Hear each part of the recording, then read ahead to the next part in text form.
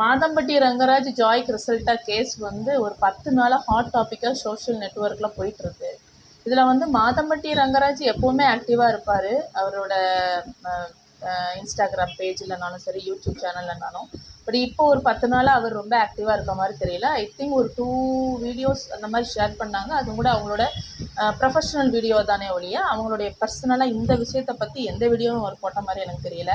ஆனால் இந்த ஜாய் கிறிசல்ட்டா ஒரு 10 நாளாக புலம்பி தவிக்குது. வயிற்றில் குழந்தையோட பாவம், அது ரொம்ப பாடுபடுது. ஆனால் அதை பார்த்துட்டு என்ன பண்ணுறாங்கன்னா, அதுக்கே ஆப்போசிட்டாக நெகட்டிவாக கமெண்ட் பண்ணுறாங்களே ஒழிய அந்த பொண்ணுக்கு ஆதரவாக யாருமே பேசலை. ஏன் அப்படின்னா, அவர் ஆல்ரெடி கல்யாணம் ஆனவர். இந்த பொண்ணு வந்து கல்யாணம் ஆகி ஒரு பையன் இருக்கிறான். பட் இருந்தாலும் அஃபேரில் இருந்திருக்காங்க 2 பேருமே. அவருக்கு அவங்களோட ஒய்ஃபை பிடிக்கல, இவங்களுக்கு இவங்களோட ஹஸ்பண்டை பிடிக்கல. இதில் முறைப்படி மாதம்பட்டி வந்து அவரோட ஒய்ஃபை வந்து டைவர்ஸ் பண்ணலையாமா. அதாவது என்னென்னா முறைப்படி, ஆனால் டைவர்ஸ் பண்ணிட்டா 10 கல்யாணம் பண்ணலாம், அந்த கணக்கு அப்படி வருது. ஸோ டைவர்ஸ் பண்ணலையா, அதனால ஜாய் கிறிசல்ட்டா வந்து ஒய்ஃப் கிடையாதாம். அந்த பொண்ணுக்கு கல்யாணம் பண்ணி 4 பேரை கூட்டி வச்சு கல்யாணம் பண்ணி தாலி கட்டி 2 பசங்களை பெற்றிருக்காப்புல.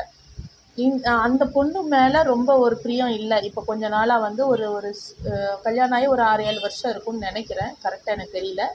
பட் கொஞ்ச நாள் அவங்களுக்குள்ள ஒரு மிஸ் அண்டர்ஸ்டாண்டிங் இருக்குது. ஆப்வியஸ்லி நிறையா வீட்டில் நடக்கிற மாதிரி இருந்திருக்கு. அப்போ தான் இந்த பொண்ணை பார்க்குறாங்க. இவ வந்து பயங்கர பீக்கில், ஒரு நல்ல ஒரு பொசிஷனில். ஆக்சுவலாக பேக்ரவுண்ட் ஒரு பெரிய நல்ல பேக்ரவுண்ட் கிடையாது ஜாய் கிறிசல்ட்டா, ஒரு நார்மல் ஃபேமிலி. பட் அந்த பொண்ணு சுயமாகவே அவள் வந்து ஒரு நல்ல லெவலுக்கு வந்து வந்திருக்கான்னா என்ன நிறையா சொல்கிறது என்ன பார்க்குறாங்கன்னா, நம்ம ஆக்டர் விஜய்க்கு, இந்த மாதிரி ஒரு பெரிய பெரிய செலிப்ரிட்டிஸுக்கே வந்துட்டு அவள் வந்து டிசைனராக இருந்திருக்கா. ஸோ அப்போ அவள் எந்த அளவுக்கு வந்து அவளோட கரியர் டாப்பில் இருந்திருக்கும். இன்னும் நிறைய செலிப்ரிட்டிஸ் அவளோட ஃப்ரெண்டாக இருக்காங்க.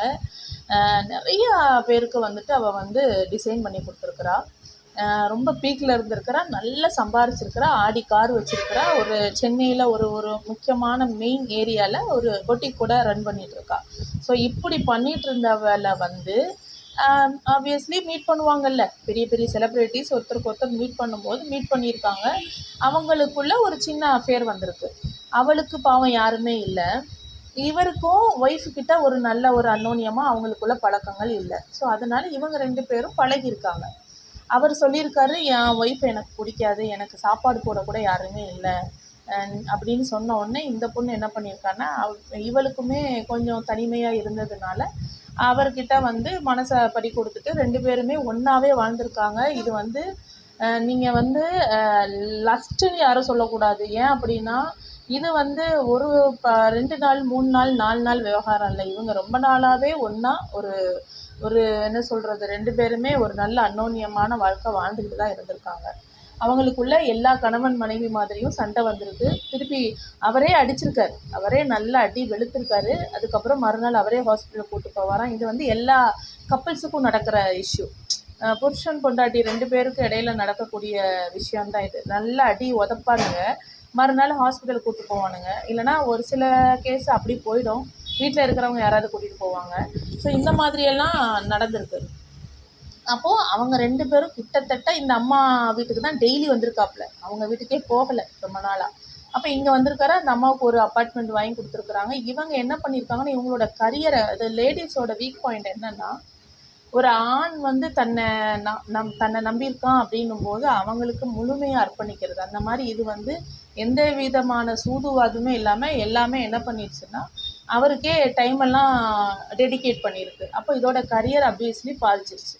இப்போது பெரிய பீக்கில் இருக்கக்கூடிய தன்னுடைய கரியரை இன்றைக்கி இழந்துட்டு உட்காந்துருக்கு. அப்போ அந்த இன்டர்வியூவில் சிவசங்கரி கேட்குறாங்க, இப்போ உங்களோட கரியர் என்ன ஆச்சுன்னா, என்னோடய கரியர் எதுவுமே இல்லை, நான் ஒன்றுமே பண்ணல, இப்போது நான் சும்மா தான் இருக்கேன். அவரோட குழந்தைய வயிற்றில் நான் சுமந்துட்டுருக்கேன், 8 மாதம் குழந்தை இருக்குது. இந்த குழந்தைக்கு வந்து எனக்கு இனிஷியல் வேணும், எனக்கு வேறு எதுவுமே வேண்டாம். அவர் வந்து இந்த குழந்தைக்கு அப்பா அவர் தான், எனக்கு அது மட்டும் வேணும்ன்ட்டு அது போராடிட்டுருக்கு. நான் கேட்குறேன், எல்லாருமே வந்து இந்த கமெண்ட்ஸ்லலாம் நான் பார்க்குறேன், நான் நிறைய கமெண்ட்ஸ்லாம் பார்த்ததுல என்ன தெரியுதுன்னா, எல்லாருமே ஒருத்தர் கூட, என்ன கேட்டால் ஒரு 100ல் ஒருத்தர் கூட இந்த பொண்ணுக்கு சப்போர்ட் பண்ணுற மாதிரி தெரியல. எல்லாம் மெஜாரிட்டி என்ன பண்ணுறாங்கன்னா, அந்த பொண்ணை தான், ஜாய் கிறிசல்ட்டாவை தான் என்ன பண்ணுறாங்க, கழுவி கழுவி ஊற்றுறாங்க சோஷியல் மீடியாவில்.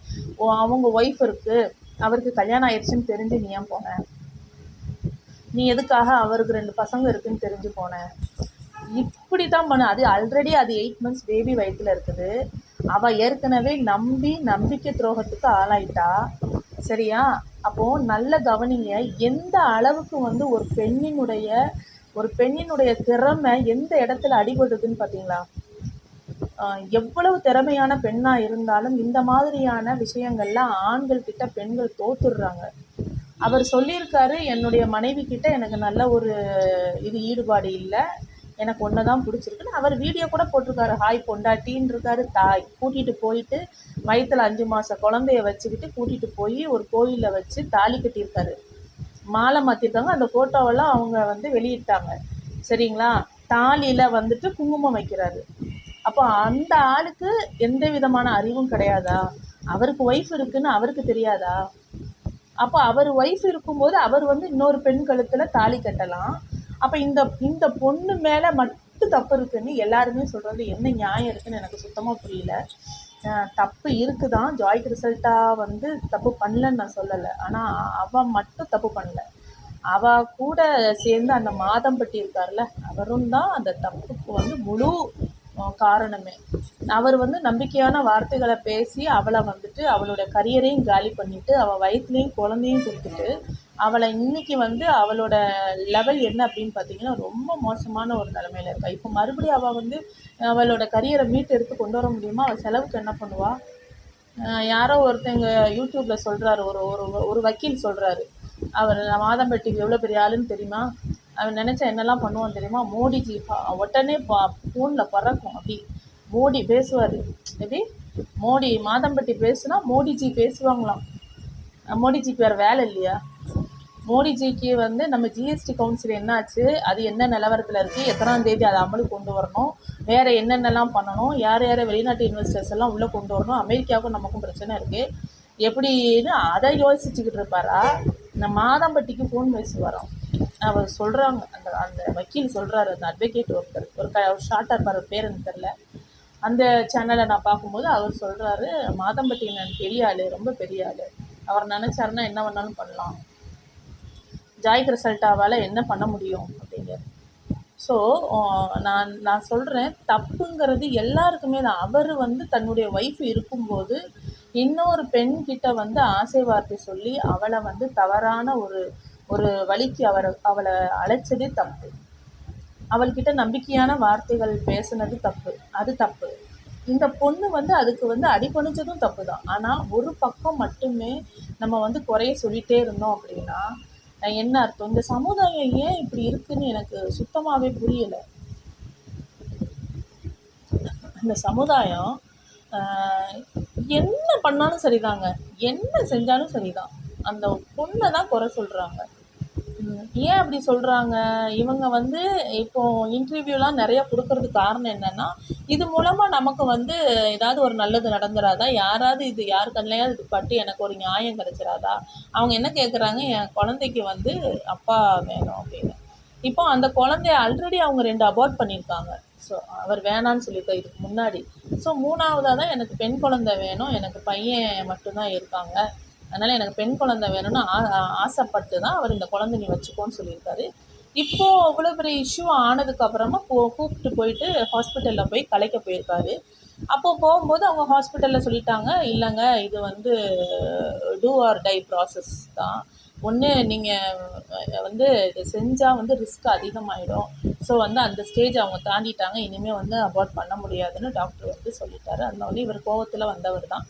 வித்தின் 2 டேஸ்லேயே அவர் எஸ் ஆகிட்டார். சரிங்களா? ஸோ இப்போது அந்த பொண்ணு வந்து அப்பார்ட்மெண்ட்டில் தான் இருக்குது, வாடகை வீட்டில் தான் இருக்குது. அட்லீஸ்ட் நான் என்ன சொல்கிறேன், நீங்கள் உங்கள் ஒய்ஃப் இருந்தாங்க, உங்களுக்கு குழந்தைங்க இருந்தாங்கன்னா உங்களுடைய குடும்பத்தை பாருங்கள். இல்லை இன்னொரு பொண்ணை போய் நீங்கள் தேடுறீங்க அப்படின்னா அந்த பொண்ணு வந்து ஒரு கல்யாணம் பண்ணிவிடுங்க. இல்லைனா எல்லா பெண்களும் விவரமாக இருப்பாங்க சொல்ல முடியாது. பெண்களுக்கு வந்து நிறைய வீக்னஸ் இருக்குது நான் சொல்லுவேன். ஏன்னா பெண்கள் வந்து ஸ்ட்ராங்கு, அவங்க வந்து ரொம்ப சூப்பர் அப்படின்லாம் சொல்லுவாங்க. கண்டிப்பாக அது கிடையாது. அவங்களுக்கும் நிறைய குறைகள் இருக்குது. ஒரு ஆண் முன்னாடி அவங்க வந்து சில நேரங்களில் தோற்றுருவாங்க, எவ்வளோ பலசாலியாக இருந்தாலும். அந்த மாதிரி தான் இவ ஜாய் கிறிசல்டாவோட இந்த கேஸும். அது அவங்களோட தப்பு என்னன்னா, அவங்க டைவர்ஸ் பண்ணிட்டு வந்து என்ன முறைப்படி கல்யாணம் பண்ணுங்கன்னு அவங்க சொல்லியிருந்தாங்கன்னா, இந்த பிரச்சனையும் வந்திருக்காது. உங்களுக்கு பிடிக்கலல்ல, அவங்க கூட நல்ல ஒரு கான்டாக்டில் நீங்கள் இல்லைல்ல, அப்போ நீங்கள் வந்து அவங்கள டைவர்ஸ் பண்ணுங்கள். டைவர்ஸ் பண்ணிவிட்டு அதுக்கப்புறமா இதே போல் எப்படி நீங்கள் ஆல்ரெடி கல்யாணம் பண்ணீங்களோ அதே போல் ஒரு 10 பேரையாவது வச்சு ஒரு ஃபேமிலியில் சொல்லி நீங்கள் இந்த தாலி 2 பேர் போய் நின்று தாலி கட்டுறத அவங்க வந்து ஒரு 4 பேரை வச்சு ஒரு ஃபேமிலியோடு அவங்க செஞ்சுருந்தாங்கன்னா இந்த பிரச்சனை வந்திருக்காது. இப்போவும் ஒன்றும் கெட்டு போகலை. இப்போவும் என்ன தப்பு இருக்குதுன்னு நான் கேட்குறேன். தப்பு இருக்குது, 2 பேர் மேலேயும் தப்பு இருக்குது. யாராவது ஒருத்தரை மட்டும் அவங்க சொல்கிறது வந்து என்னை பொறுத்த வரைக்கும் அது தப்புன்னு நான் நினைக்கிறேன்.